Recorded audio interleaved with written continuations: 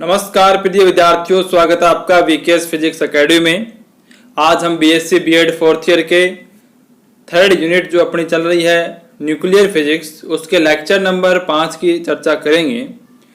इस लेक्चर 5 के अंदर हम पढ़ेंगे वेव गाइड एक्सीलेटर के बारे में। तरंग पथक त्वरित्र इसको कहते हैं। इससे पहले हमने लीनियर एक्सीलेटर के बारे में पढ़ा था, ड्रिफ्ट ट्यूब एक्सीलेटर जिसका पुराना नाम था उसके बारे में पढ़ा था। उससे पहले हमने वान डी ग्राफ त्वरित्र के बारे में पढ़ा था। सभी त्वरित्र काफी इंपॉर्टेंट है। तो ये जो त्वरित्र है वो आप इतना याद रख लीजिए कि इलेक्ट्रॉन को त्वरित करने के काम आता है। वेव गाइड एक्सीलेटर जो है वो इलेक्ट्रॉन को त्वरित करने के काम आता है, और इसके अंदर उन इलेक्ट्रॉनों को इंजेक्ट करने के लिए आपको लीनियर एक्सीलेटर से पहले उन इलेक्ट्रॉनों को त्वरित करना पड़ता है। वो त्वरित किए गए इलेक्ट्रॉन आप इसके अंदर इंजेक्ट करते हैं तो ये उनके एनर्जी को और ज्यादा बढ़ा देता है और फोकसिंग का काम ये मुख्य रूप से करता है। तो आइए विस्तार से इसके बारे में हम चर्चा करते हैं। वीडियो को सबसे पहले लाइक करें, कमेंट करें, ज्यादा से ज्यादा विद्यार्थियों तक इसे शेयर करें।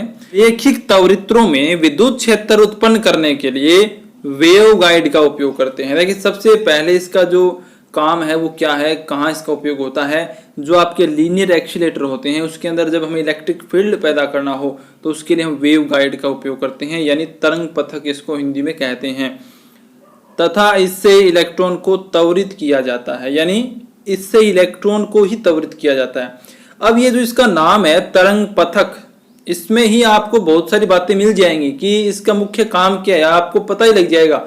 इसके नाम से ही आप याद रख सकते हैं। तरंग यानी वेव, यहां पर अप्रगामी तरंगों का यूज होगा, और पथक यानी कि डायरेक्शन देने वाला, यानी वो अप्रगामी तरंगें जब एक डायरेक्शन में जाती हैं तो उस कंडीशन में जो उसकी कार्य प्रणाली होती है उसे वेव गाइड नाम दिया जाता है। तरंग पथक यानी वेव को गाइड करने वाला, उसे बोलते हैं वेव गाइड एक्सीलेटर।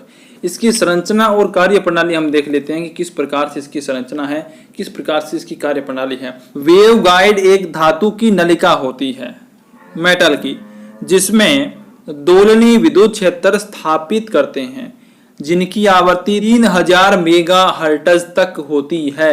यानी जो विद्युत क्षेत्र हम यहाँ पर स्थापित करेंगे उनकी जो फ्रीक्वेंसी है वो 3000 मेगाहर्ट्ज तक होती है। कुछ परिस्थितियों में वेव गाइड एक अनुनादक की तरह व्यवहार करता है, यानी कुछ कंडीशंस के अंदर जो वेव गाइड है वो एक रेजोनेटर की तरह व्यवहार करता है, जिसमें विद्युत चुंबकीय क्षेत्र की अप्रगामी तरंगें उत्पन्न हो जाती हैं। यानी यहाँ पर मुख्य काम तरंगों का ही होता है, जिन्हें विपरीत दिशा में, यानी दो तरंगें हैं वो एक दूसरे के अपोजिट डायरेक्शन में हैं, विपरीत दिशा में गतिशील दो प्रगामी तरंगों के अध्यारोपण से बना हुआ मान सकते हैं। अतः यदि इनमें से, यानी ये दो प्रगामी तरंगें जो हमने मानी हैं जो एक दूसरे के अपोजिट डायरेक्शन में चल रही हैं और इनके अध्यारोपण से अप्रगामी तरंगें उत्पन्न होंगी, तो इन दोनों में से हम किस डायरेक्शन में कौन सी तरंग मानेंगे इसके बारे में हम अब चर्चा करेंगे। अतः यदि इनमें से एक तरंग त्वरित्र में आयन की गति की दिशा में लें, यानी जिस दिशा में अपना आयन जा रहा है, कण अपना जो जा रहा है उस दिशा में अगर हम एक तरंग को लेते हैं, तब इस तरंग का विद्युत क्षेत्र आयन को त्वरित कर देता है। यानी जो उस तरंग का विद्युत क्षेत्र है वो उस आयन को त्वरित कर देता है। कब? जिस दिशा में आयन जा रहा है उसी दिशा में अगर अपनी तरंग जा रही है तो उस तरंग का विद्युत क्षेत्र उस आयन को त्वरित कर देगा। तथा यदि किसी क्षण आयन तरंग के सरंग पर स्थित हो, हम ऐसा मान लें कि किसी भी क्षण, किसी भी टाइम पे जो आयन है वो उस तरंग के सरंग पर स्थित है। सरंग का मतलब जहाँ पे उसका अधिकतम आयाम होता है, जहाँ पर उसका अधिकतम विस्थापन होता है तरंग का, यानी वहां पे अधिक से अधिक उस तरंग की ऊर्जा होती है। तब तरंग कण को नियत त्वरण से गतिशील रखते हुए ऊर्जा बढ़ाती रहेगी। यानी अगर हम ऐसा मान लें कि किसी टाइम पे जो आयन है वो तरंग के सरंग पर अगर है, उस टाइम पे क्या होगा, जो तरंग है वो कण को नियत त्वरण देती रहेगी, नियत त्वरण से गतिशील करती रहेगी और उसकी लगातार ऊर्जा को बढ़ाती रहती है। लेकिन इसके लिए तरंग वेग कण वेग के बराबर होना चाहिए। लेकिन ये लगातार ऊर्जा उसी कंडीशन में बढ़ाएगी जब तरंग का वेग है वो कण वेग के बराबर हो, यानी दोनों सेम टाइम में सेम एक साथ चलते रहें। उस कंडीशन में क्या होगा, तरंग जो है वो कण को अपनी एनर्जी देती रहेगी और उसे त्वरित करके उसकी ऊर्जा बार बार बढ़ाती रहती है।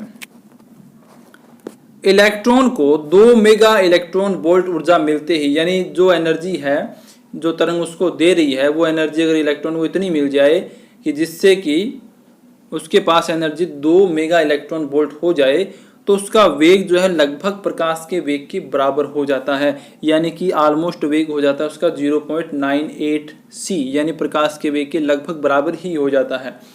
लेकिन सामान्यतः क्या होता है, एक वेव गाइड में EMW यानी विद्युत चुंबकीय तरंग का कला वेग क्या होता है, कला वेग और अपना जो समूह वेग है उसके बारे में आपने BSc थर्ड ईयर के अंदर पढ़ लिया है।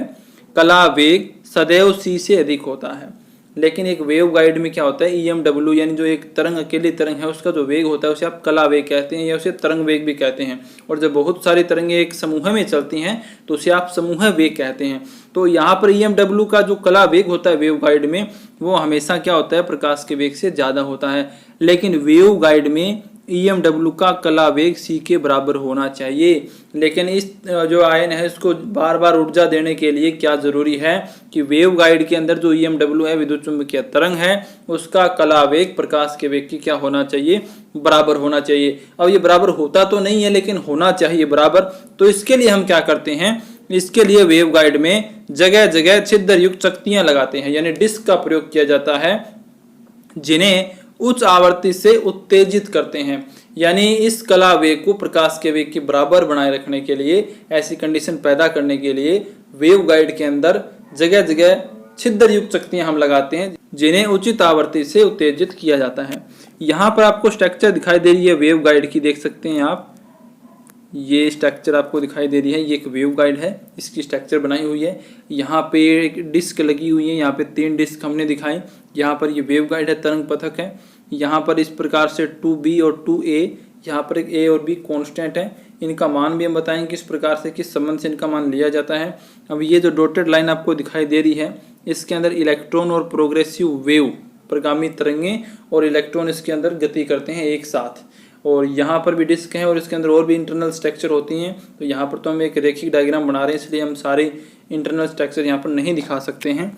तो ये जो डायग्राम है वो डिस्क लोडेड वेव गाइड का है, यानी जिसके अंदर डिस्क लोडेड है। अब ये A और B जो है इनका चयन किस प्रकार से किया जाता है, इनका चयन वेवलेंथ के साथ होता है। यानी जो तरंग की वेवलेंथ है B/λ बराबर, ये रिलेशन है इसकी सहायता से इसको रखा जाएगा, B/λ बराबर 0.383 ब्रैकेट 1 + 20 A/λ की क्यूब। ये जो इक्वेशन है इसके हिसाब से इस वेव गाइड के अंदर जो A और B का चयन है वो किया जाता है, ये आपको याद रखनी पड़ेगी।